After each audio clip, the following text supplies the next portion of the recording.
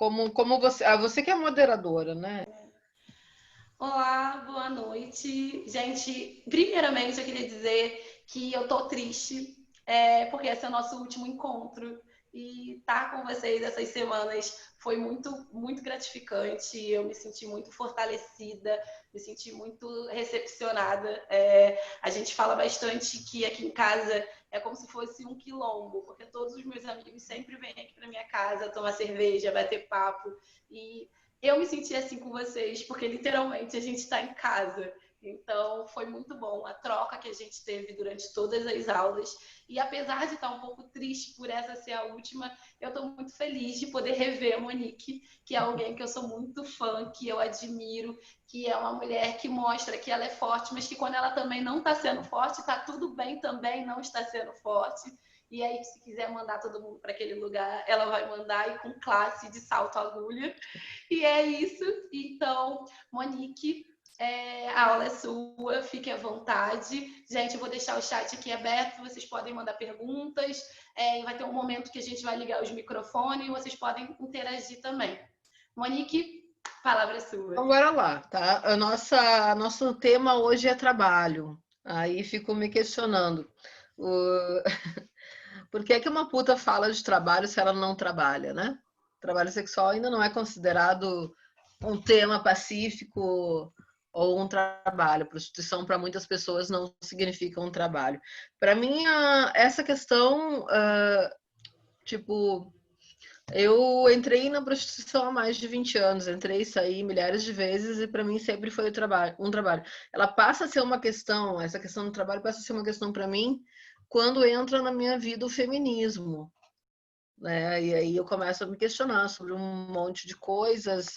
Eu começo a pensar o feminismo a partir do site da Marcha Mundial de Mulheres, que foi o primeiro conteúdo que caiu na minha mão, sei lá, faz 8, 9 anos.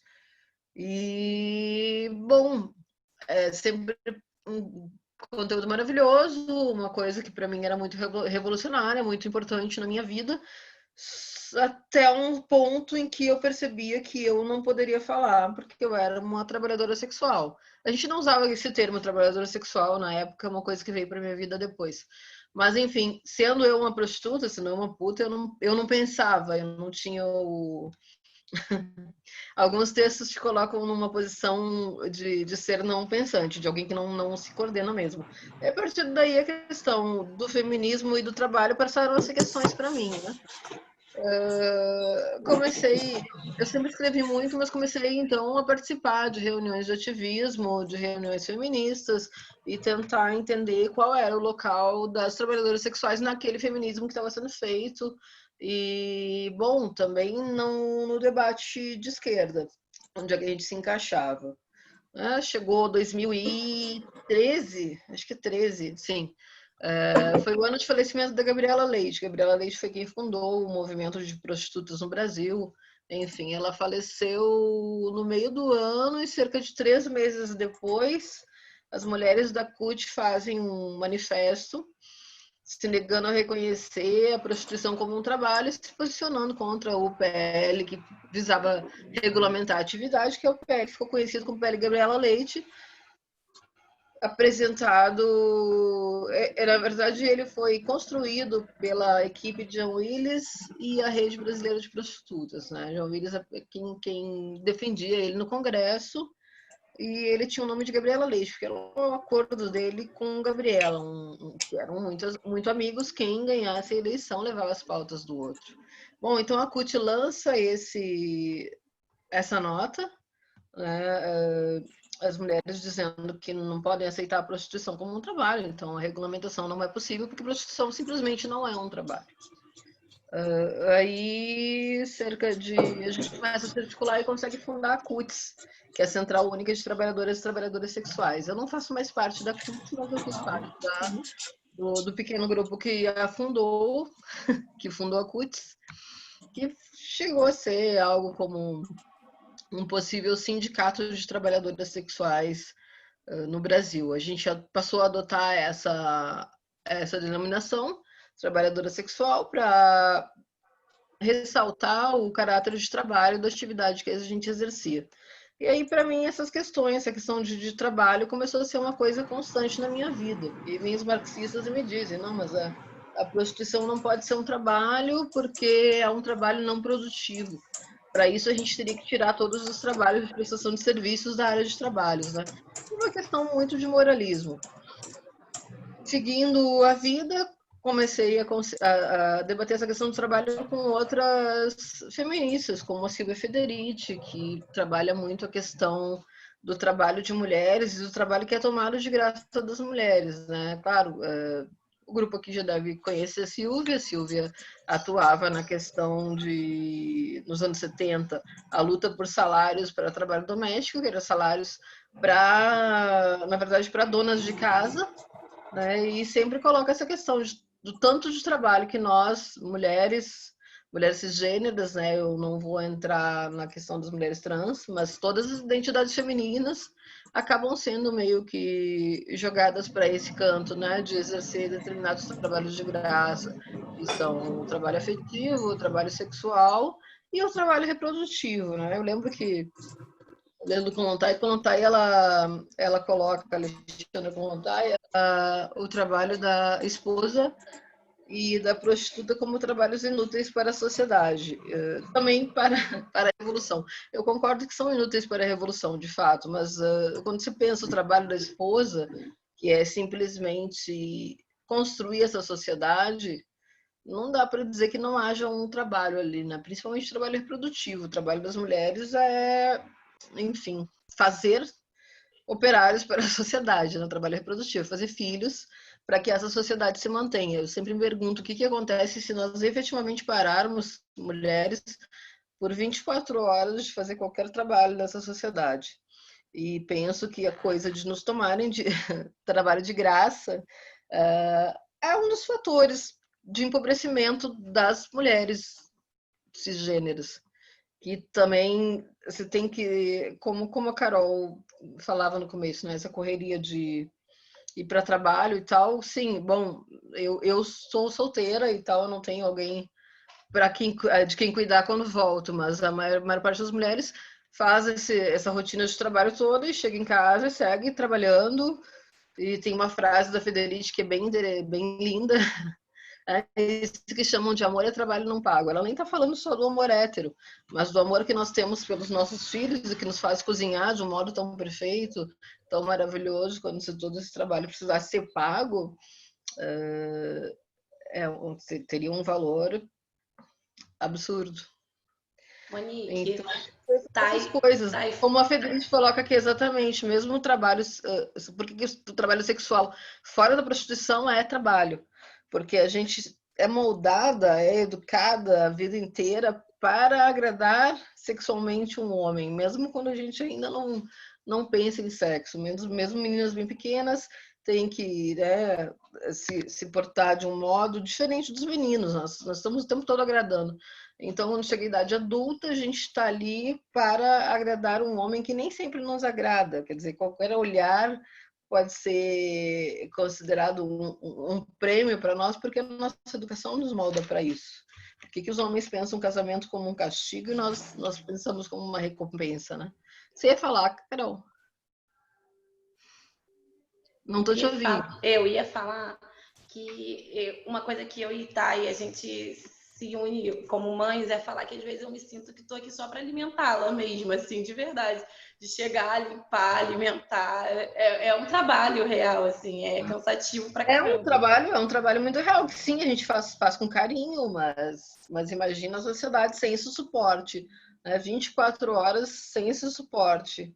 E sem o suporte que nós damos também para os homens, nossos pais, nossos maridos, os homens em geral, né? Eu costumo dizer que um homem ele precisa de vários pilares para se sentir seguro, né? Por isso que falo também que a prostituição ela é uma relação complementar ao casamento, não uma relação oposta. Um homem hétero cis de certa idade, ele vai precisar de uma esposa, de uma prostituta, de uma amante e de uma mãe, no mínimo, esse quadripé que vai fazer com que ele caminhe legal e possa exercer o seu trabalho, que é o que traz de fato o dinheiro e a riqueza para dentro de casa, com alguma tranquilidade. Então, quando Kollontai coloca que, bom, ser esposa não é revolucionário, a gente tem que concordar. E ser prostituta, em certo sentido, embora tenha ter o seu potencial de revolução, porque as prostitutas estão nas ruas fazendo trabalho sexual num lugar que não é permitido às mulheres, e que não foi permitido às mulheres por muitos séculos, que é o ambiente de fora de casa, fora do ambiente doméstico. Mas, sim, as esposas não estão fazendo um trabalho revolucionário, mas não estão fazendo um trabalho essencial. Caso se recusem a fazer, simplesmente me parece que vem uma revolução. Não é possível segurar essa sociedade sem as mulheres que estão segurando a barra dentro de casa. Então, penso que é importante a gente falar sempre desse trabalho não pago, feito pelas mulheres, ter consciência de como ele realmente sustenta e mantém a paz nessa sociedade e pensar uma articulação ou alguma articulação que a gente possa fazer para pensar essa revolução, porque eu penso que ela vem daí mesmo. E a partir daí eu acredito que não dá para pensar que trabalho sexual não é um trabalho. É mais ou menos como a gente faz nos 8 de março, o Paro Internacional de Mulheres, e para isso a gente considera inclusive o trabalho sexual um trabalho. Mas o feminismo tem mantido as prostitutas à parte dessas lutas, né? Inclusive por considerar o trabalho sexual um não trabalho, ou um trabalho indigno, ou um trabalho impossível, mas é um dos trabalhos possíveis nessa sociedade.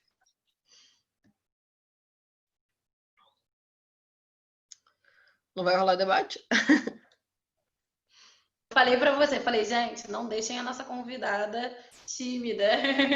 Falem, comentem. Não Mas estou tímida, só pensei que 45 minutos de um papo engessado só, eu também sem acho, concordo com provocação, você. seria pesado. Não, concordo com você. Mas Até porque. eu queria que você falasse, já estou já te pedindo então nesse debate, para você voltar um pouquinho quando você falou sobre a PL da Gabriela Leite, do Jean, como é que isso se formou. Tá, alguém colocou ali, a Mariana colocou, estou em dúvida. O PL Gabriela Leite é o PL 4211 de 2012, que prevê a regulamentação do trabalho sexual no Brasil. O trabalho sexual, a prostituição, ela não é crime no Brasil. A prostituição, de modo individual, ela pode ser exercida. O problema é quando você trabalha junto com alguma outra pessoa, né? As casas são criminosas, mas também eu, se alugar um apartamento para trabalhar com uma colega, eu me coloco em situação de crime. E um dos pontos, dos ótimos pontos do PL é legalizar as casas. Ele foi criado por João Willis junto com a Rede Brasileira de Prostitutas. A rede, depois, um pouco por essa época, um pouco depois dessa época, ela se dividiu entre rede CUTS e depois rede CUTS articulação, eu faço parte da articulação. Porque não há, de fato, uma unanimidade sobre esse PL, ele foi mal discutido, mas a situação que ele nos coloca é muito melhor do que a gente tem agora. A gente tem também tramitando no Congresso o PL 377/11, que é de autoria do deputado João Campos, da bancada evangélica, e acho que ele está no PSC hoje. E é um PL, um projeto de lei baseado no que se tem como, entre aspas, feminista, que é o modelo sueco. Eu sempre desconfiaria quando a bancada evangélica me apresenta um modelo de regulamentação de qualquer coisa, me dizendo que é feminista. No texto ele fala o pastor fala nessa questão do feminismo, né? Alinhado ao que há de mais moderno no feminismo e tal, que é o modelo sueco. Bom, ele segue tramitando, ao contrário do PL 4211 de 2012, e eu vejo algumas chances de ser aprovado. Ele prevê a criminalização do cliente.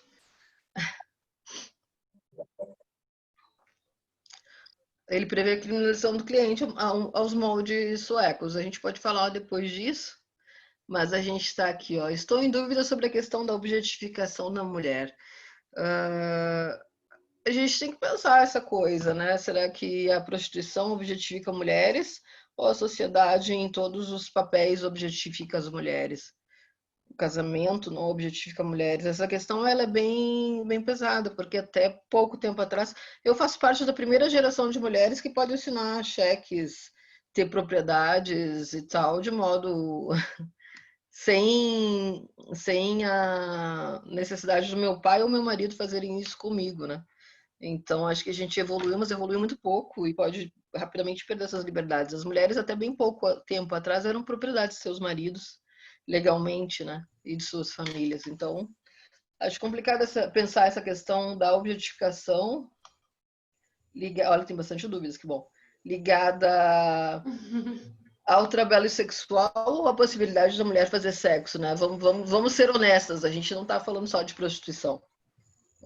Tem uma sociedade toda que não quer que você faça sexo e tem você querendo fazer sexo. Então, acho que numa sociedade em que éramos propriedade, a gente pensar que pode falar por si, dizer quando quer o que quer, o que não quer e quando quer, eu acho que te tira desse papel de objeto, desse lugar de objeto. Mas ser objetificado ou não, não é uma escolha de nenhuma mulher, nem minha, nem de vocês. Não é? Quem está te objetificando é uma outra pessoa, cabe a te recusar esse papel. Isadora, Eu acho essa fala muito tenho uma importante. dúvida sobre trabalho Do que você sexual e falou. pornografia. Desculpa, Monique. Eu achei muito importante isso que você falou, sabe? Tipo, cabe. São outras pessoas que jogam isso pra cima da gente, né? Cabe a gente recusar isso, né? Totalmente. A gente também situa a objetificação em determinados pontos, né? Que às vezes eles não correspondem ao que está sendo objetificado. Eu tenho pensado muito nas meninas que vendem packs de fotos de pezinhos e acham que aquilo não é um trabalho sexual, porque ele não envolve órgãos genitais, e eu acho tão ingênuo isso, porque você está tendo seu pé objetificado, mas enfim. Eu poderia Você fazer quer uma passar para outra pergunta? Posso fazer uma pergunta? Não sei se... Acho que pode, tem 4 aqui. Tá. Carol, tá sendo ótimo te conhecer um pouco mais. Não comentei antes, fiquei meio tímida, mas queria fazer um comentário. Eu conheci a Monique, talvez ela nem lembre, mas conheci a Monique há uns 3, 4 anos atrás.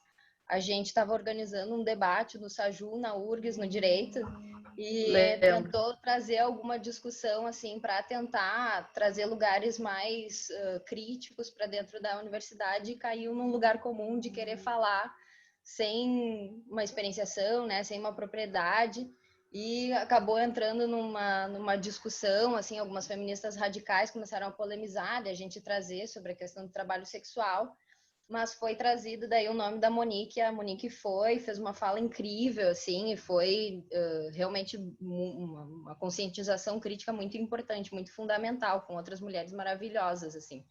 Uma coisa que tu falou lá naquele espaço, Monique, que me marcou muito, que é tentar deslocar essa questão da moralização por fazer um trabalho que todas as mulheres, bastante no caminho do que a Silvia Federici fala, né?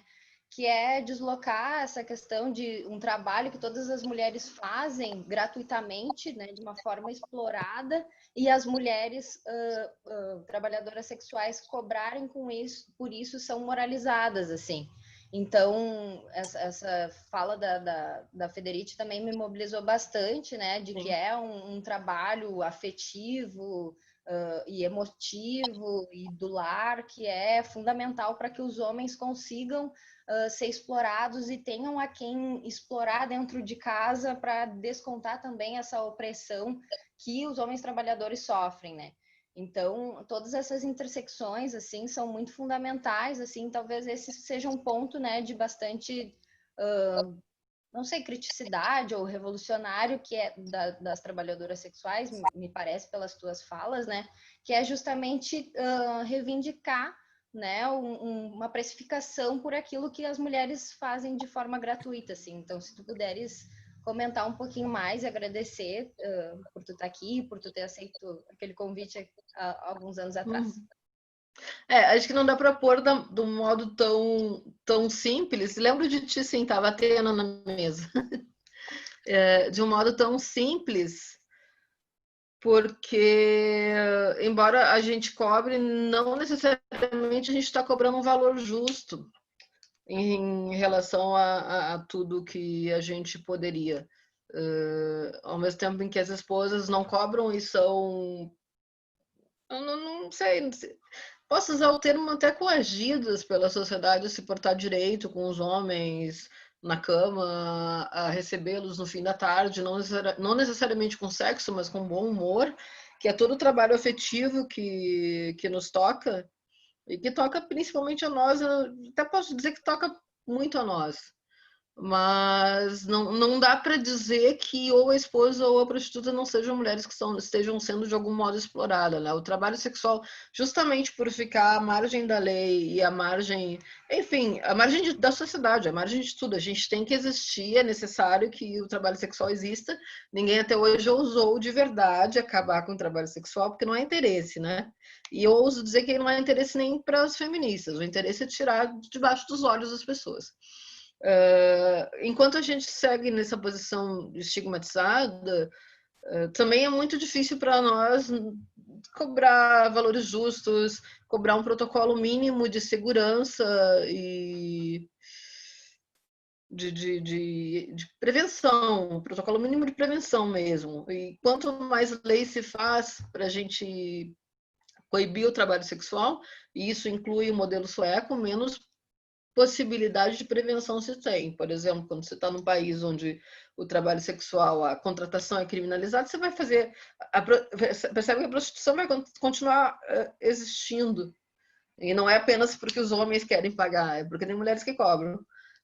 Mas a gente precisa fazer essa negociação rápida e sair direto daquele lugar para um outro espaço. E nem sempre isso nos dá espaço para negociar o uso de equipamentos de proteção ou práticas sexuais que normalmente a gente negocia antes do acordo fechado.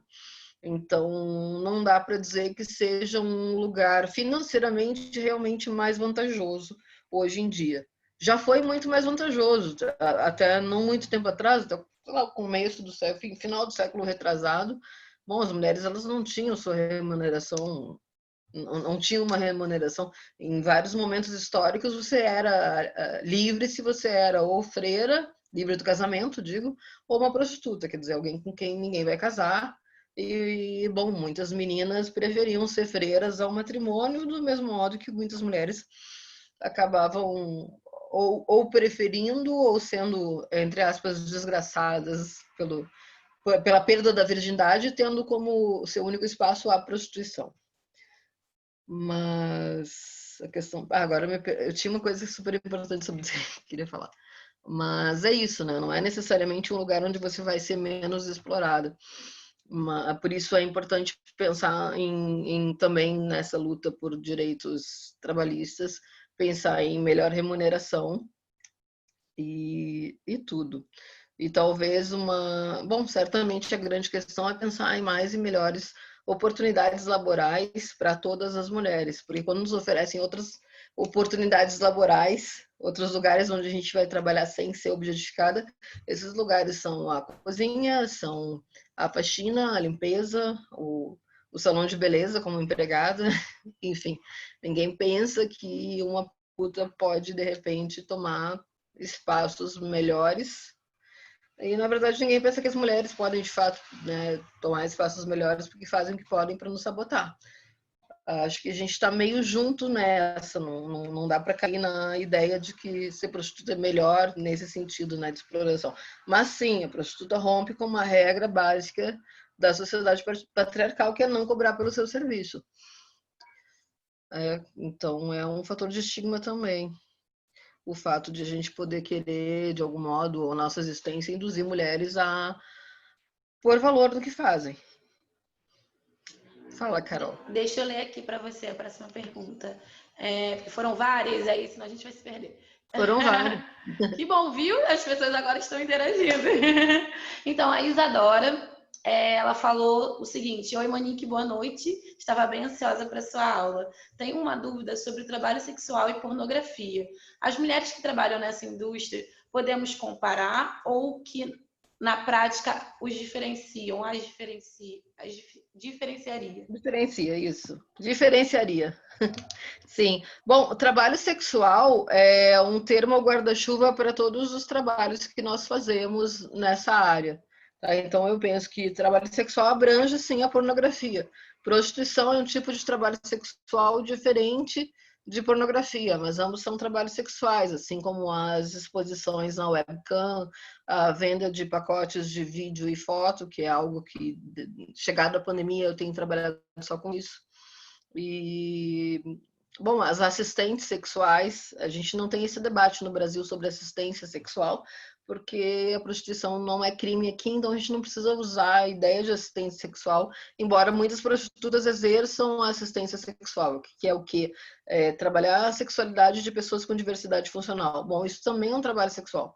Então, embora a pornografia e a prostituição não sejam a mesma coisa, ambas são um trabalho sexual. Estamos dentro de um mesmo espaço, de um mesmo tipo de trabalho, que são trabalhos sexuais. Trabalho sexual remunerado, no caso, né? Se a gente pensar o trabalho sexual fora da prostituição, ele também é similar ao que se exerce na prostituição.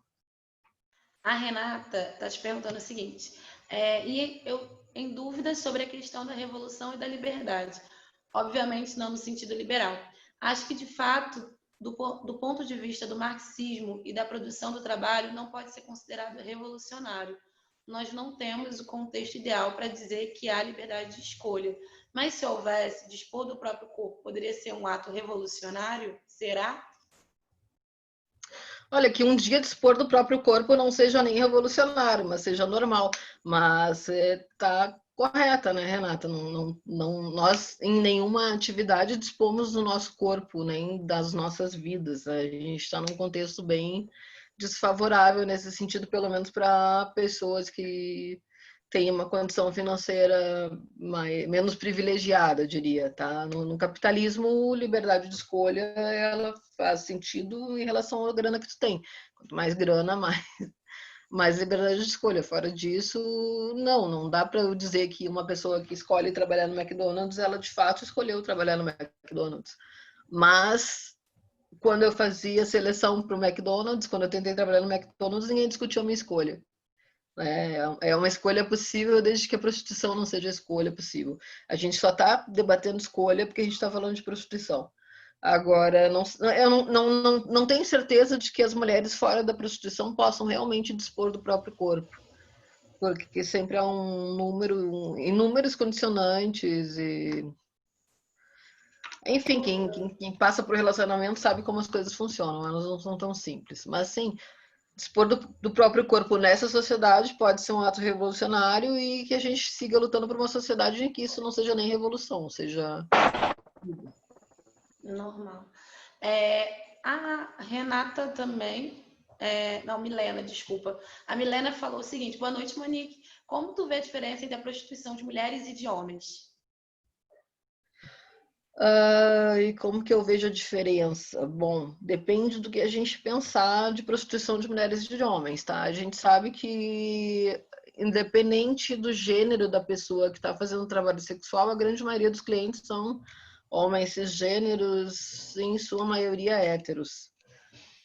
Não sei qual seria a grande diferença. Os homens na prostituição não costumam se organizar como nós. Então, eu não tenho muito contato com os trabalhadores sexuais. Mas ontem tive a oportunidade de assistir uma live bem interessante com amigos que são trabalhadores sexuais, homens trans e identidades que usam identidades transmasculinas. E eles também estão fazendo o trabalho sexual, né?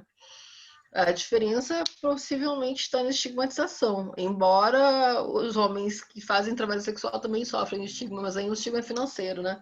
É o cara que tem menos grana e precisa disso. Quando eles saem somente com mulheres, eu acho que eles não sofrem estigma, mas é uma coisa muito rara.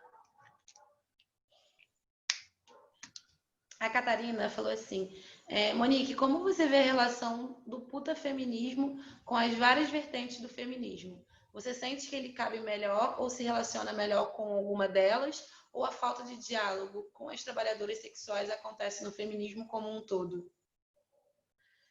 Cara, eu acho que a única vertente, não diria que única, mas ela acaba influenciando ou escorregando para outras vertentes que realmente recusam a condição de trabalhadora, das trabalhadoras sexuais, ou mesmo de pessoa, das prostitutas, é o feminismo radical, que também recusa a identidade de gênero das pessoas trans e travestis, e de fato aí não existe a menor possibilidade de diálogo e, na verdade, nem interesse. Tá, o putafeminismo eu não chamo de vertente, a Sabrina Fernandes tem uma palavra para isso, que eu não lembro agora, mas se vocês quiserem procurar depois o vídeo dela sobre as vertentes, ela fala do putafeminismo, do transfeminismo e outros feminismos que não são exatamente vertentes, são um modo de existir dentro do feminismo. Eu acredito que a única vertente com a qual é impossível, desnecessário, desagradável e dispensável dialogar é o feminismo radical, do mesmo modo que eu não dialogo com o eleitor de Bolsonaro. Mas, de resto, não vejo dificuldade nem problema. A Bruna Carvalho está falando o seguinte: Monique, eu tenho uma dúvida sobre o sistema abolicionista. Nesse sistema, criminaliza as casas em quais âmbitos? Pergunto isso porque moro em cidade do interior e aqui a história da prostituição, as casas no sistema regulamentarista estavam perto de delegacias, exército, enfim, sob supervisão da polícia. Como essa penalização ocorre hoje para as casas no sistema abolicionista? Você saberia me dizer?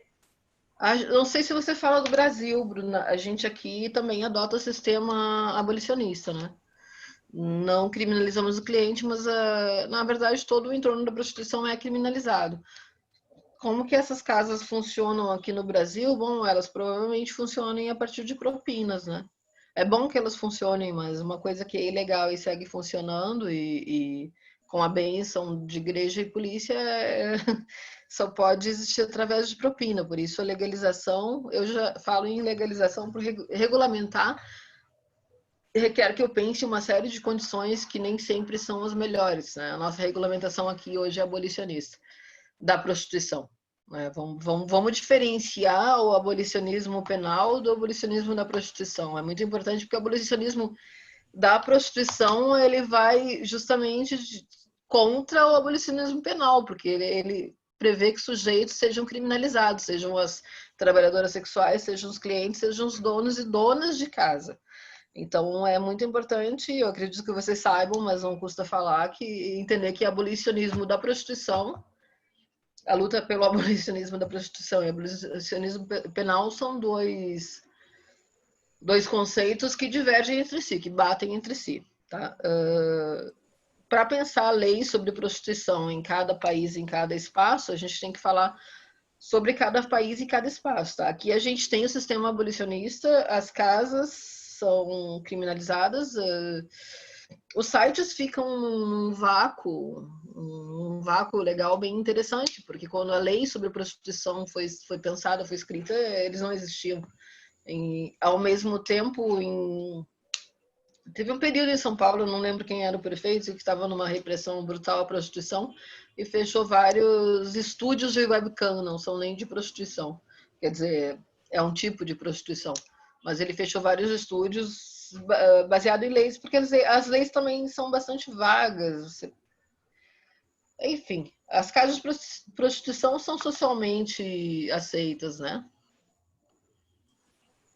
Posso fazer um adendo com relação a esse assunto, bem rapidinho?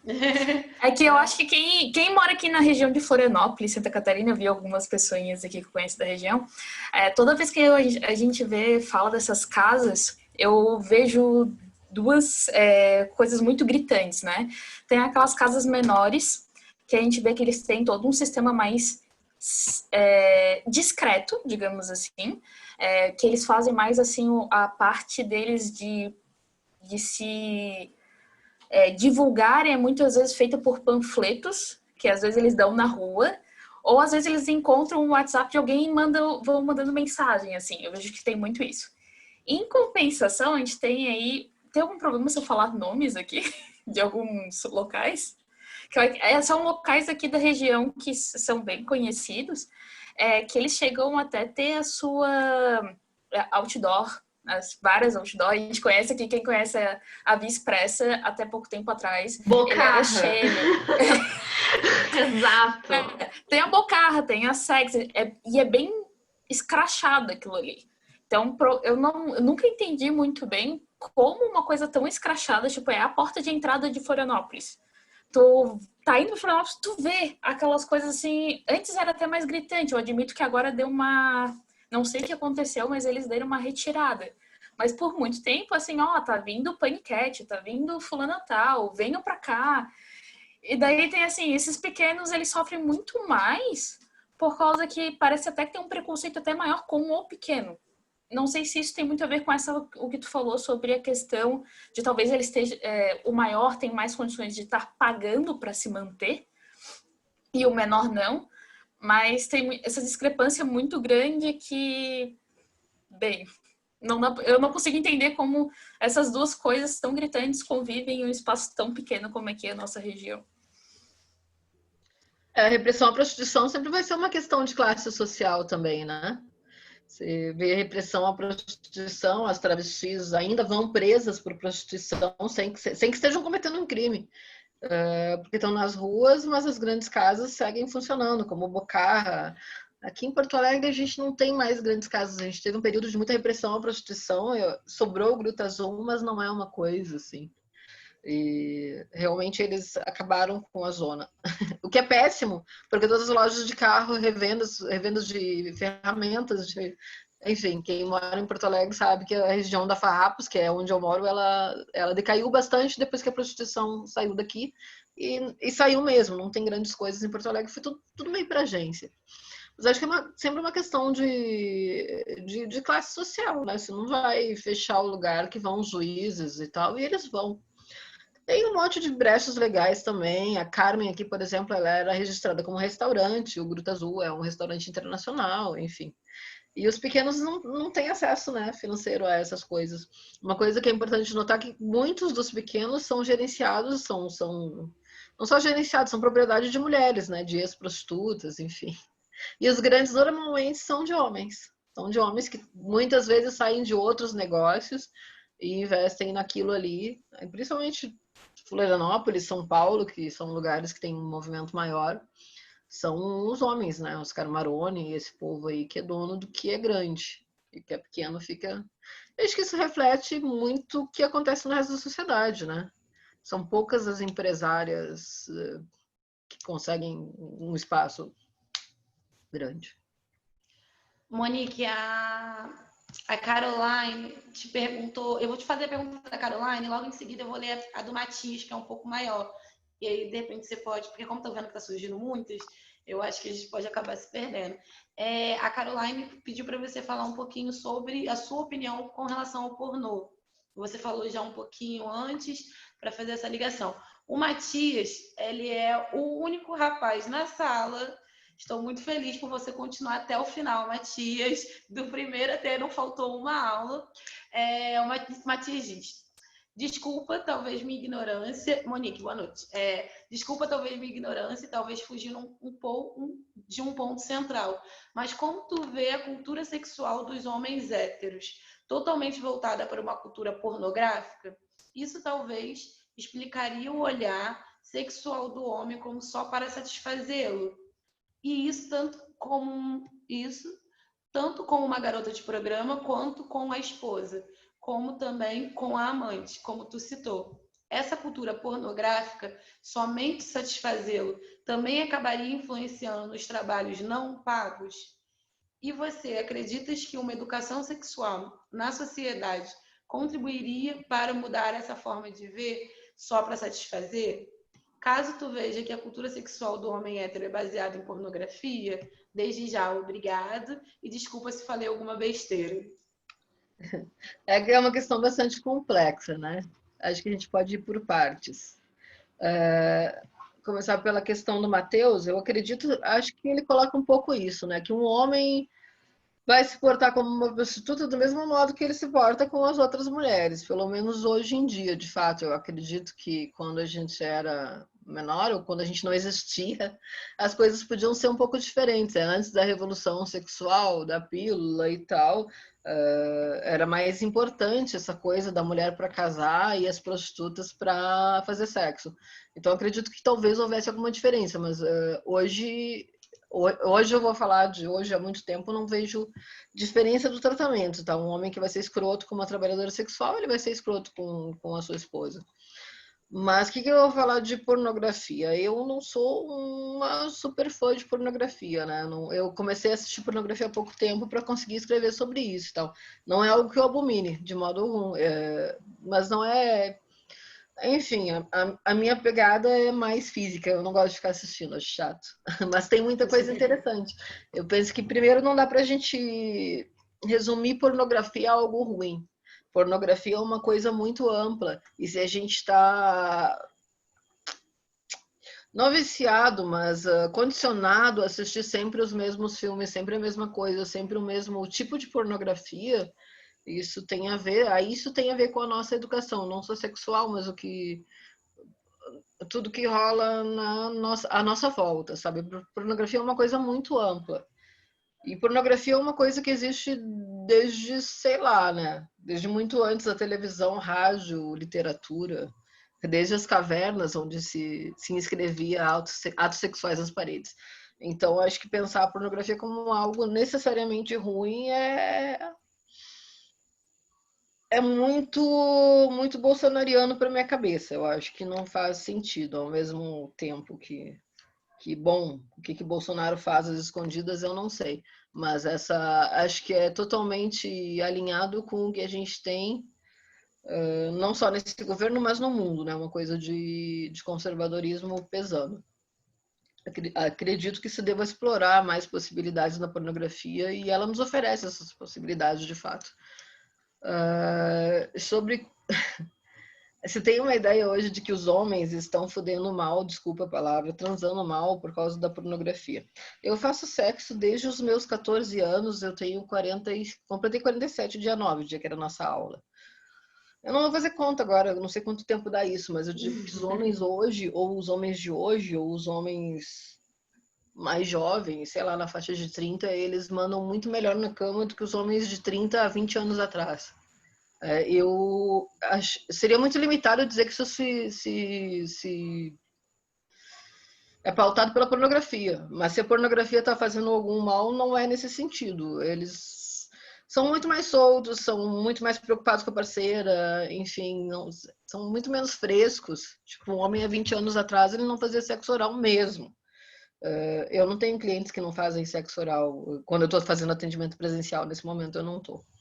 Sobre essa luta contra a pornografia, aí é uma outra questão que eu considero muito importante a gente pensar. Bom, eu sou editora de um site chamado mundoinvisível.org, é um projeto, e lá tem alguns textos sobre isso.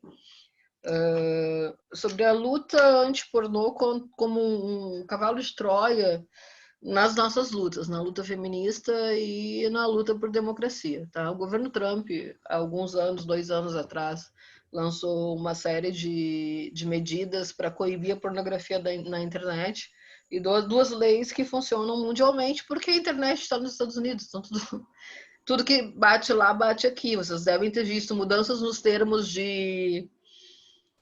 do Facebook. Hoje vocês podem denunciar o meu perfil como alguém que faz trabalho sexual, por exemplo, são as leis FOSTA e SESTA. Elas são leis que, em tese, estão ali para coibir o tráfico de pessoas na internet, mas, na prática, elas não só inviabilizam o trabalho independente das trabalhadoras sexuais, como elas são um meio de entrada para vigilância na internet, para o corte da liberdade de expressão na internet. Então, sugiro muita atenção quando a gente pensa em luta anti-pornô. E também, quem é que está fazendo essa luta anti-pornô? Eu penso que... Bom, digamos que eu penso que a maior parte das pessoas que estão nos assistindo aqui se alinham com a esquerda. Né? Eu penso que a gente pode debater essa questão da pornografia nas esquerdas e entre feministas sem cair num conservadorismo barato da Damares. O nosso governo, ele tem hoje, no Ministério da Damares, que eu nunca decoro o nome daquela coisa, Ministério da Família, né? Ele tem hoje um departamento dedicado ao combate à pornografia, né? Várias páginas de direita hoje aderiram a um movimento NoFap. FAP, F-A-P, que seria punheta, movimento contra a punheta, movimento contra o vício em pornografia. Vou sempre usar aspas quando a gente fala em vício em pornografia, porque eu não acredito nisso. E é muito importante pensar, eu também, em relação ao PL 377/11, criminalização do cliente, e essa luta insana contra a pornografia. Onde que ela está batendo e onde é que ela vai bater na gente. A gente está num momento de extremo conservadorismo e essas lutas não eram para ser nossas, essas lutas são da extrema-direita. O movimento NoFap é extrema-direita, um órgão de combate à pornografia e mau uso. Pensa, como que chama esse departamento? O Departamento de Combate à Pornografia e Mau Uso das Novas Tecnologias. Quem é que define o que é o mau uso das novas tecnologias? É um governo que tem que estar te espionando para saber o que tu está fazendo na internet. Então, muito cuidado ao aderir a essa luta anti-pornô, porque ela tem algumas coisas escondidas nela. Aqui, eu tô apaixonada, eu tô mandando aqui para Fernanda, e aí só ressaltando, gente, a Fernanda pediu desculpas por não estar aqui presente, por um problema de conexão e luz. Estou aqui mandando para ela o quanto eu tô apaixonada na aula e que ela está perdendo, mas a gente vai mandar o link do YouTube, o link para assistir essa aula depois para vocês por e-mail também. Monique, tá aqui. Oi, Monique, tudo bem? É Mariana. Qual seria a tua análise sobre o trabalho no século XXI e a precarização das relações profissionais? Bom, acho que a partir das reformas trabalhistas que foram propostas no governo Temer e foram avançando no governo Bolsonaro, a gente tem hoje os trabalhadores tendo os mesmos direitos que as prostitutas, quer dizer, nenhum, né? Se antes eu debati a questão do PL 42/11, a questão dele não prever um vínculo, porque esse PL ele é baseado no modelo liberal adotado pela Alemanha, né? Não é segredo nenhum. E então ele não prevê vínculo entre as prostitutas e as casas. E de repente a gente brigava muito por isso, a gente não concordava com isso. Mas de repente, de um dia para o outro, os trabalhadores também, que não trabalham no trabalho sexual, também não tem vínculo. A gente perdeu o modo de brigar contra isso, de não ter vínculo, simplesmente não tem vínculo. Quer dizer, e aí segue uma pergunta sobre trabalhar na Uber. Trabalhar para Uber 99, Cabify, foi uma das piores experiências que eu tive na minha vida. Eu era doida para te perguntar isso, conta. Eu amo dirigir, é muito legal trabalhar com o público, e eu sou das malucas, que eu gosto de sair de casa às 10, 11 da noite e virar à noite. Eu ia em lugares incríveis, assim. E, bom, eu gosto de entrar, para mim não existe perigo, assim, claro que existe, né? Podia ter amanhecido morta, mas não amanheci, isso é bom. Mas financeiramente foi um desastre, porque, óbvio, a Uber é muito pior do que prostituição, porque ela não te dá nenhuma casa para trabalhar. Tipo, você entra com todo o investimento da tua vida, se você não trabalhar 12, 13 horas por dia, você não ganha o suficiente, e sai com um lucro, quer dizer, é bem, bem pesado, e as corridas começaram a diminuir de valor. Quando eu entrei para a Uber, a gente pagava uma comissão fixa de 25% sobre as corridas, depois ela começou a ser flutuante, e a Uber tentando nos convencer que aquilo era melhor, uma comissão flutuante de 25% a 40%, que era um método melhor. Uau. Enfim. E aí eu comecei a sair. Com a pandemia, eu tinha ido a São Paulo, voltei e nunca mais dirigi para Uber. É muito pesado, e esse é o modelo de trabalho que a gente tem daqui para frente. É um modelo de exploração do trabalho que a gente tem daqui para frente. Não só a Uber, como as entregas, né? Os garotos das entregas. É muito louco. A gente tinha esse contato com os garotos porque a gente dormia nos postos de gasolina e no McDonald's. A gente tem uma lancheria grande aqui em Porto Alegre, um McDonald's grande, e a gente tem um período entre 2 e 4 da manhã em que o movimento diminui. Então a gente estava lá, os motoristas de Uber e os entregadores, podendo ter essa interação. Esse é um modelo de trabalho século XXI. É predatório. É predatório. Tem algumas matérias, inclusive, sobre como o iFood está falindo os restaurantes. Então, não sobra só para nós, né? As promoções que eles obrigam os restaurantes a fazer. Então, é um modelo que, bom, é um sucesso como startup, mas não se sustenta por grande prazo e não sei o que vem depois. Agora, uma coisa que a gente tem que ficar muito ligada é para os movimentos que podem ser revolucionários dentro disso. Os movimentos que surgem dos trabalhadores motoristas de Uber e dos entregadores de aplicativos, que são movimentos que surgem à margem de sindicatos. Eles não são sindicalizados, não querem saber da CUT, não querem saber das outras centrais. Mas eles estão se organizando de um modo muito poderoso, que quando eu entrei para a Uber eu não achei que isso fosse possível, porque cada protesto que a gente faz, quem perde somos nós. A gente tem que ficar o dia sem trabalhar e tal, e somos excluídos das plataformas. Então. Mas isso incrivelmente está funcionando, e eu acredito nisso, junto com um possível movimento de prostitutas, como os movimentos revolucionários do século XXI.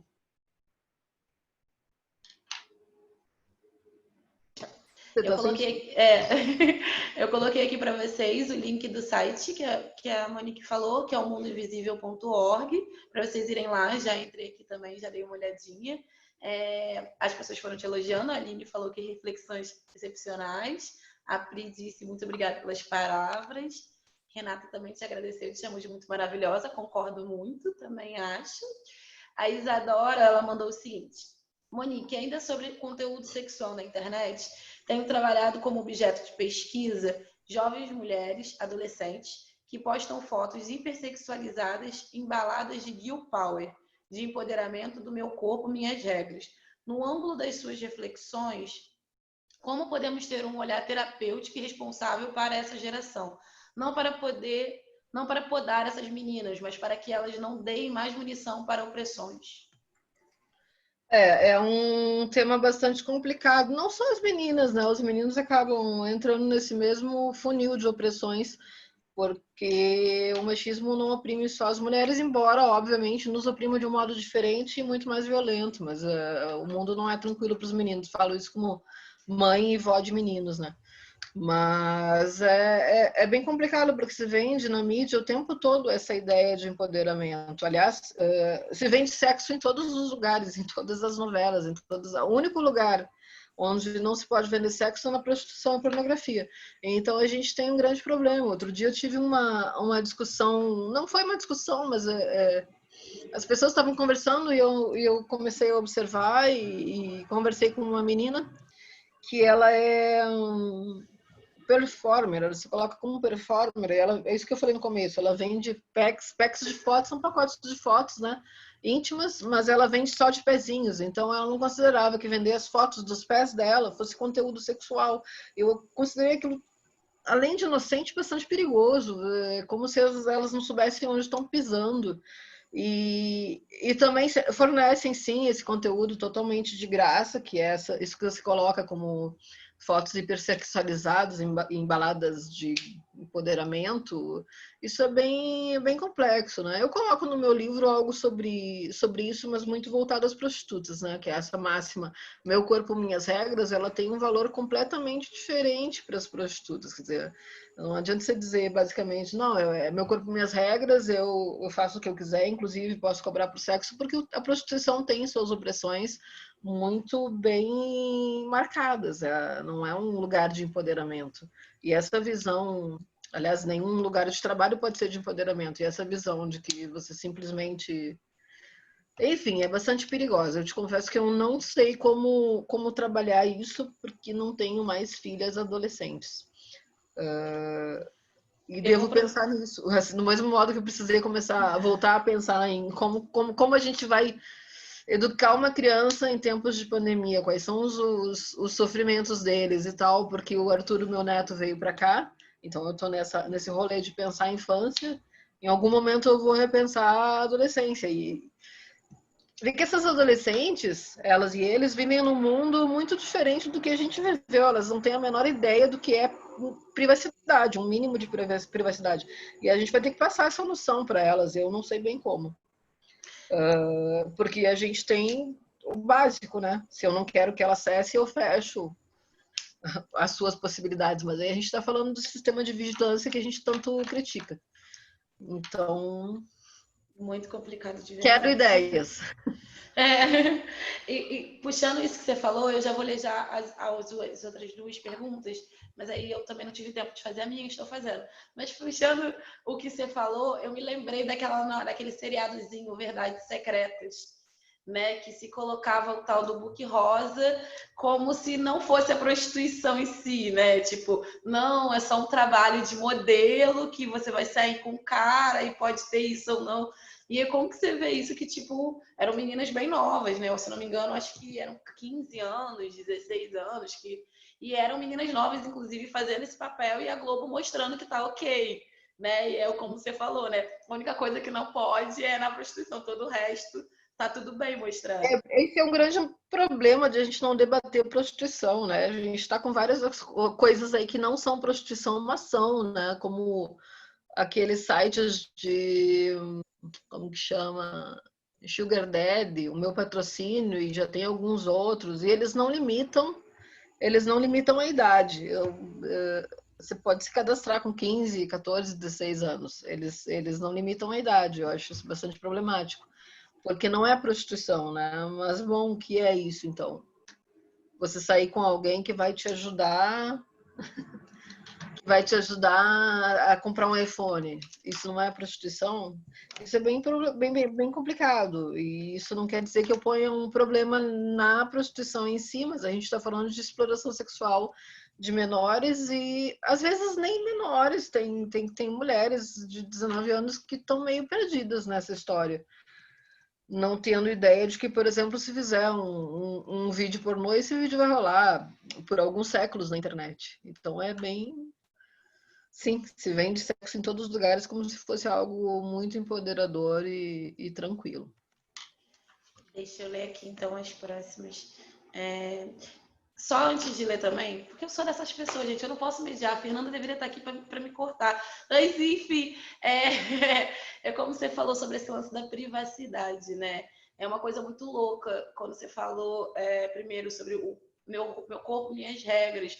Quando muitas das vezes, na prostituição em si, que eu vejo muito aqui onde eu estou morando, próximo de onde eu estou morando, que é a utilização do corpo mesmo, tá encontrando as meninas sem a blusa, determinados horários e tal, mas é focado para o trabalho delas. Então, assim, quando a gente usa de uma outra perspectiva, né, quando tu para olhar, tirar o sutiã na praia para fazer uma revolução é uma coisa, você acaba tirando que tirar o sutiã para trabalhar. Então, são perspectivas diferentes que são necessárias serem observadas e faladas, né?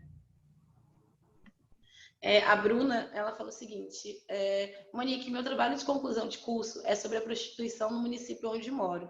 Tenho seu livro como base teórica e sou apaixonada pela sua didática. Dá vontade de grifar tudo. A preocupação enquanto estudante que está terminando a primeira graduação, que linda, faça várias, é que em algum momento eu acabe discorrendo de modo conservador. É claro que me preocupo com referências e tenho cuidado ao máximo. Você poderia citar algumas coisas que não devem ser feitas, alguns erros óbvios, para não ser cometido na escrita de quem não vivencia a realidade de prostituição? Então, Bruna, acho que a única coisa que você pode fazer de errado é não pensar as trabalhadoras como pessoas, o que é bem comum.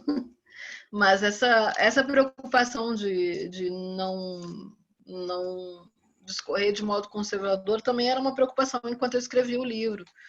E, bom, deixa fluir. Se você quiser me mandar mais tarde, eu tô aí.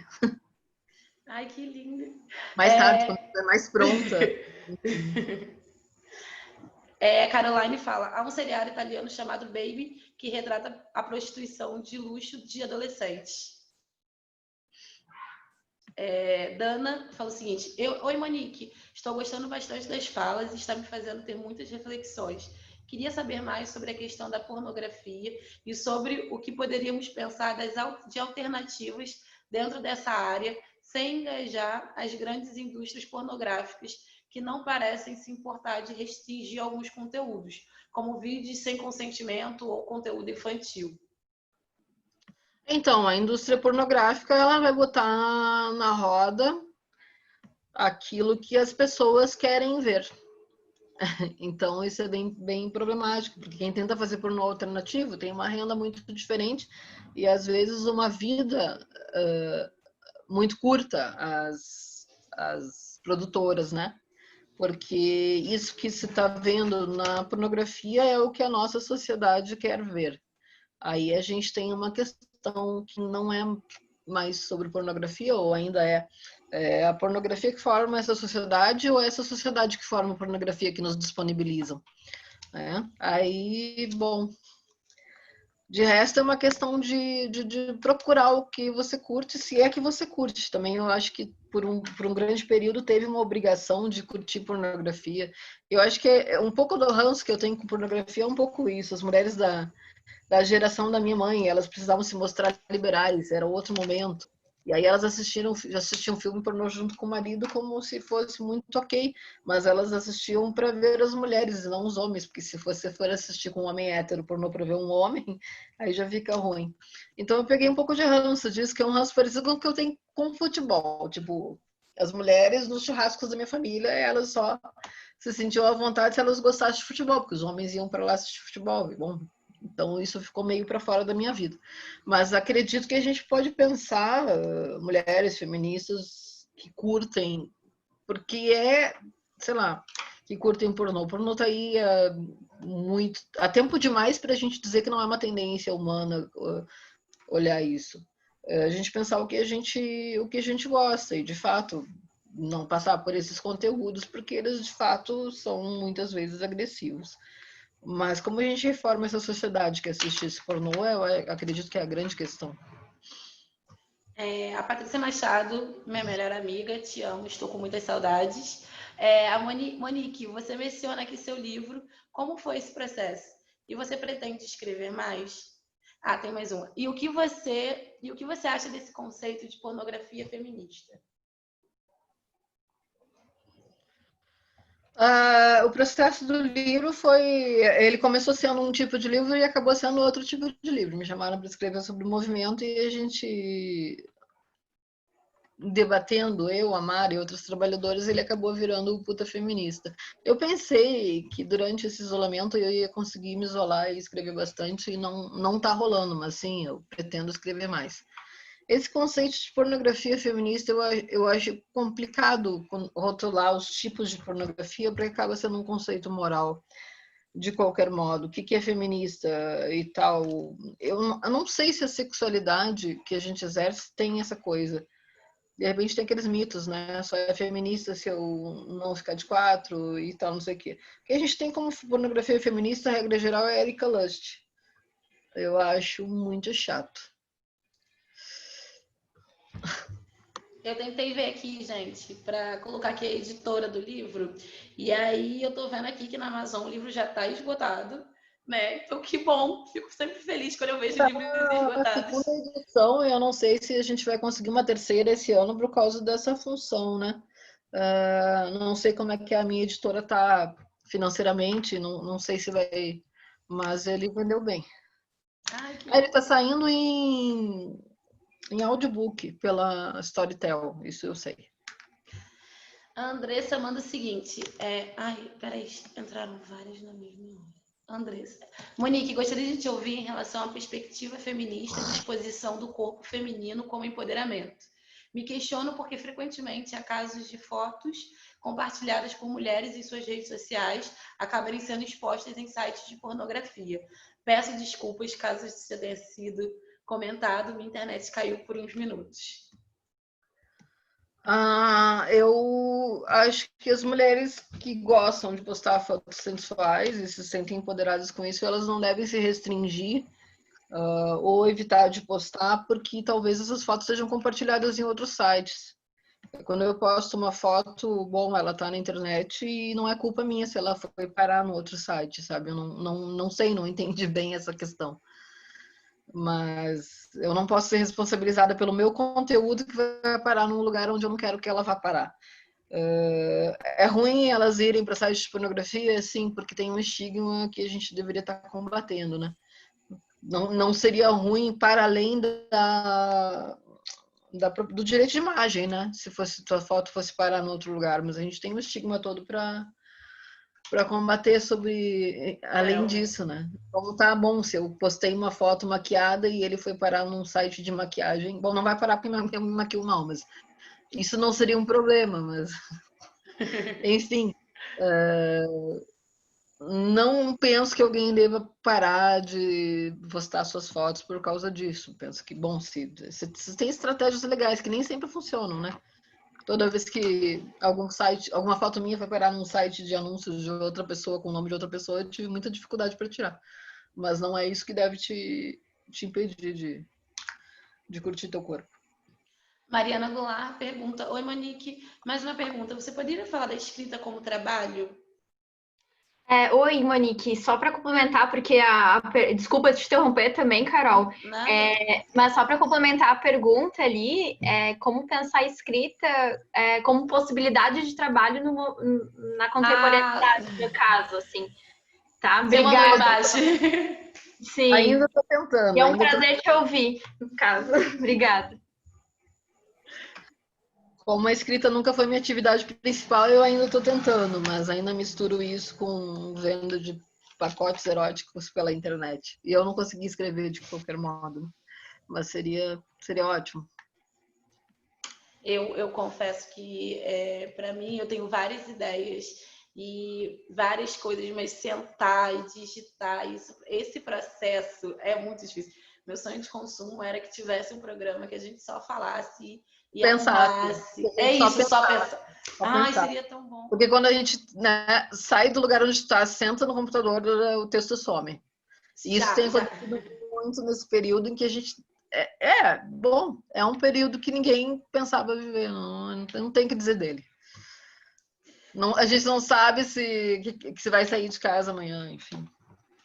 E parece, eu não sei, né, como é que tá aí no Sul, mas aqui no Rio, pelo menos, por exemplo, no início eu dei muito gás no trabalho, consegui, tipo, foquei muito no sistema prisional e tal, mas agora vai batendo aquela sensação de, tipo, parece que não vai ter fim, sabe? Tipo, parece que não vai ter fim, é uma possibilidade, né?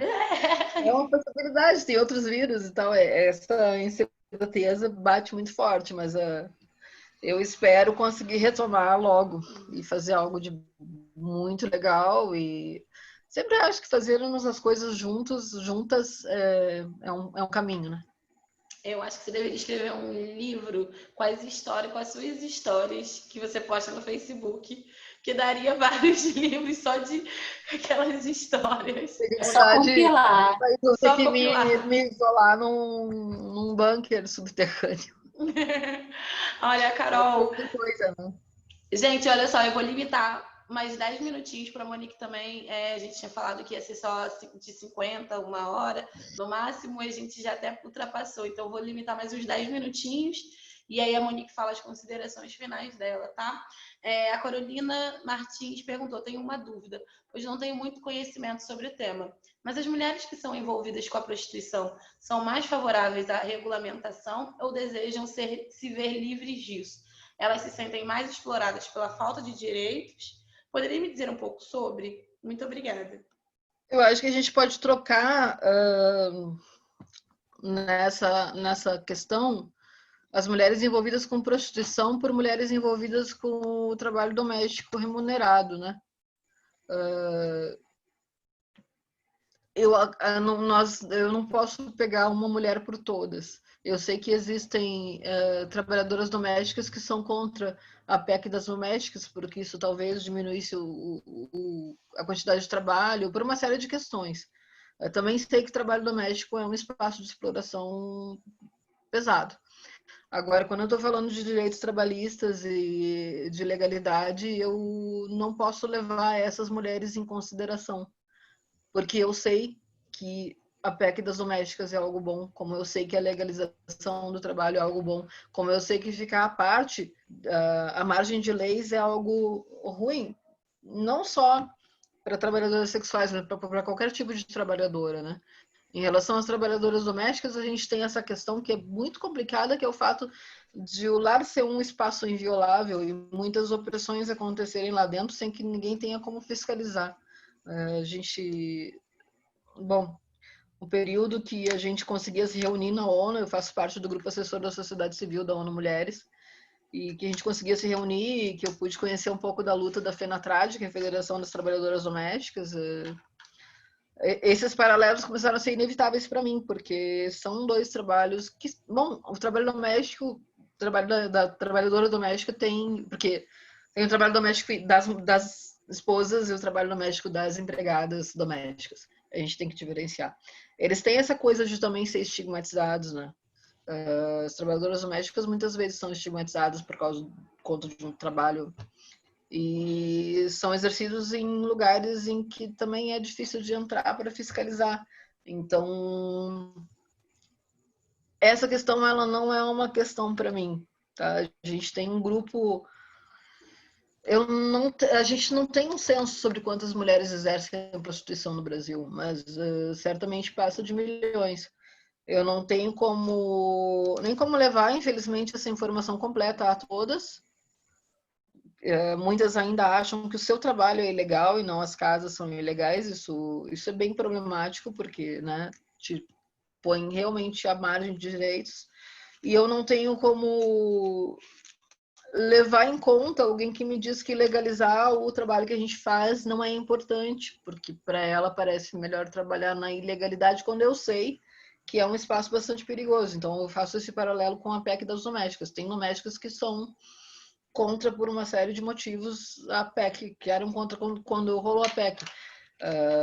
A gente sabe que a PEC não melhorou tanto assim a vida, mas melhorou um pouco. Então não pode ser uma questão, sabe? Mulheres que querem sair do trabalho doméstico ou do trabalho sexual e tal, e por isso são contra a PEC das domésticas ou a legalização da prostituição, elas não podem ser uma questão. A gente precisa criar opções, e eu nem sei quem é a gente, porque o governo não vai. Quem vai? Criar espaço para que mulheres tenham mais e melhores opções e que possam dizer que quero exercer o trabalho sexual, quero ser uma empregada doméstica ou não quero. Mas, para além disso, eu não posso levar isso em conta. Não quero que a PEC das domésticas seja aprovada, porque, para mim, individualmente, isso não é bom. Não. Você tem que pensar no que são boas leis para as trabalhadoras sexuais. E, bom, a gente pode pensar o feminismo também, né? Será que todas as mulheres são feministas? Será que existem mulheres nas igrejas que consideram que tem que obedecer os maridos? Eu devo concordar com elas? Acho que é isso. Mas sim, no universo de milhões de mulheres, você vai pegar opiniões diversas sobre todos os assuntos. Eu acabei silenciando o Matias, mas ele mandou aqui, desculpa, perdi o comentário dele, mas obrigado pela resposta, muito bom. Levantasse pontos que me levaram para uma reflexão maior do que eu estava fazendo. Inclusive, não tinha conhecimento desse ponto do governo. Também agradeço muito. Deixa eu voltar aqui para baixo. Carolina, eu acho que essa daqui foi a que a gente acabou de falar, né? Acho que acabou. Acho que agora foi. Todas acabaram. Agora é só suas considerações. Alguém quer falar mais alguma coisa? Mandar mais alguma perguntinha? Não se deixem de seguir a Monique lá no Instagram também. A gente já colocou aqui. Eu acho que, Monique, você pode fazer então suas considerações. As minhas considerações, vamos lá. Agradeço a paciência de vocês por me esperar, por estar aqui no dia 23, quando a nossa data era dia 9, eu tive um problema na família bem pesado, e aí não deu para fazer, mas que bom que vocês estão aqui, eu estou muito feliz de estar aqui com vocês. Queria colocar duas coisas, são duas coisas, na verdade é praticamente uma coisa, né? Vocês sabem que nesse período as trabalhadoras sexuais estão passando por um momento bem complicado, como todos os trabalhadores, né? Algumas seguem exercendo atividade, outras não conseguem por falta de cliente ou para se preservar de se infectar. Então, se vocês puderem procurar as associações de trabalhadoras e dar uma força com algum alimento, alguma contribuição financeira mesmo pequena. E outra é um grupo do qual eu participo, que eu acredito que algumas pessoas aqui do grupo também participem, que é o Boleto Mais Um, onde a gente tem tentado apoiar mulheres desde o começo da pandemia. A gente está com 50 mil membros já e segue tentando acompanhar. Se vocês quiserem, né, entrar lá, conhecer nosso trabalho e tentar apoiar também, eu super agradeço. Acho que é isso. Ai, Monique, muito obrigada, de verdade. Foi mais do que uma aula, sendo muito sincera. Para você pode ter sido só um bate-papo, mas pelo menos para mim eu aprendi muito. Fiquei aqui toda hora digitando, tentando Eu estava parecer. pensando, o que as pessoas querem saber? Porque podia montar uma... Tem uma coisa super engessada aqui, mas o que vocês querem saber? E a questão do trabalho é uma questão para horas e horas e horas, para aulas e aulas, né? Então, porque tem muita coisa para a gente pensar sobre isso, ainda mais nesse momento em que as coisas só pioram, né? Não, e você já começou assim, como falar de trabalho se o trabalho sexual nem E é eu não considerado trabalho, trabalho, né? Então, assim, já faz a gente refletir a partir desse lugar, né? Porque a gente tem muito, já veio nessa perspectiva de não é assim, mas para muitas não são, e não é considerado, não é visto. E vocês estão brigando para que seja, né? Então, Sim. muito obrigada, Monique. Eu agradeço a todos vocês também pela paciência, por ter estado conosco todos esses dias.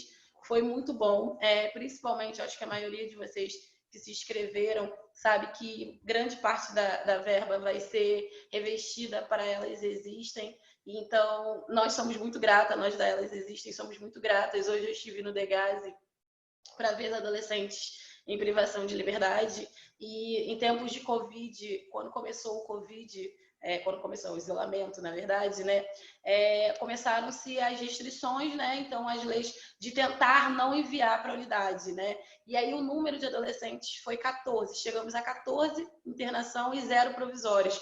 Agora que a gente já está voltando para o novo normal, hoje na unidade já tinham 32 adolescentes. Então, assim, a gente já está dando esse salto, porque já está botando para esse lugar. Então, eu faço o mesmo apelo da Monique de vocês irem atrás de associações que vocês possam ajudar de algumas maneiras e pensando nessa perspectiva, né? As trabalhadoras sexuais não podem estar trabalhando nesse momento. E se a gente está falando para a galera ficar em casa, para a galera não encontrar outras pessoas, né? Então, é pensar nesse outro lugar, saindo do nosso lugar de conforto e da nossa perspectiva de ficar em casa. Porque essa pandemia, de fato, não está sendo igual para todas as pessoas. A gente sabe que cada um está reagindo de uma forma, mas outros estão sofrendo ainda mais. Então, muito obrigada, gente. Vou encerrar aqui essa aula, encerrando, na verdade, esse curso. Esperando mais cursos, eu também estou esperando. Muito obrigada, Carol. A Fê também, que não está aqui, infelizmente, né? E foi um prazer. Agora eu perdi um pouco a vergonha de falar, bem no último dia de encontro. Vão ver todas aqui, vários rostos conhecidos. E Monique, eu te acompanho já no Instagram faz um tempo. Inclusive, só fazer um registro por uma amiga que usou o teu trabalho como referência no TCC. E atravessou uma cruzada moral na banca, né? Por falar de trabalho sexual dentro de uma perspectiva do puta feminismo. Então, ela, infelizmente, não conseguiu fazer o trabalho, mas eu escutar a tua fala hoje. Mas eu comecei a te acompanhar justamente porque ela me recomendou muito, né? E a tua fala foi fantástica, justamente para a gente tirar esse aparato moral e que não nos deixa reconhecer a prostituição como um trabalho e que precisa ser seriamente discutido. Obrigada. A gente tem que agradecer muito a vocês que não exercem trabalho sexual e que estão numa linha de frente, né, por nós, em espaços onde a gente não consegue estar. E às vezes enfrentando esse tipo de coisa mesmo, né? Esse moralismo e essa dificuldade de apresentar os trabalhos de vocês.